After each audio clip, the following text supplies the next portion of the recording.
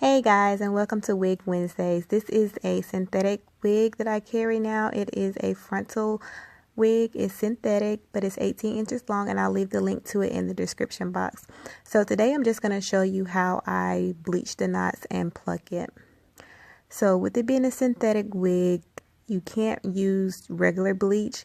So I got this method from, I think her name is Let's Glam More. I'm not sure exactly how it is on YouTube, but she's known as Glam, and I'm just showing you the inside of the wig now. But she showed how to use the hansen spray to bleach knots, and she normally does it on human hair. So I was like, this is perfect for synthetic hair.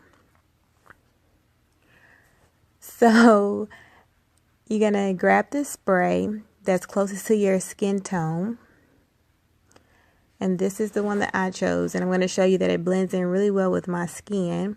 And you still want to do a test patch beforehand just to make sure you don't have allergic reaction to it. But as you can see, that will blend very well with my skin.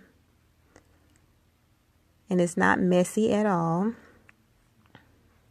So you want to use like a moving motion just like you would with a spray can, because if you don't, it'll start to drip and it'll go through the lace.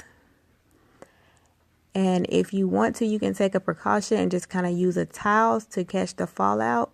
Or you can just grab a baby wipe and wipe off any that gets on your hair, because it wipes off easily with the baby wipe when it's fresh. So once that's done, you want to get ready to blow dry it. And it does come off. It may be easier to use it on the mannequin when you get ready to take it off. So you want to blow dry it just to set everything in place, because if you don't, it'll kind of rub off onto your wig cap or your skin. So go ahead and dry it so it's set. Then once you get done, this is what it'll look like. It'll look like you basically bleached your knots.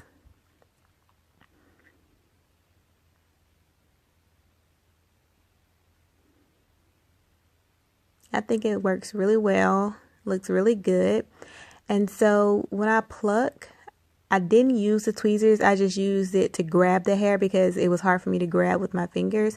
So you can just use anything sharp with a sharp end to grab the hair, and you just want to pull it out just to make your part look more realistic, because this hair was kind of cross-wired. So I just opened up my part a little bit just so it looked more realistic. Hope you enjoyed the video.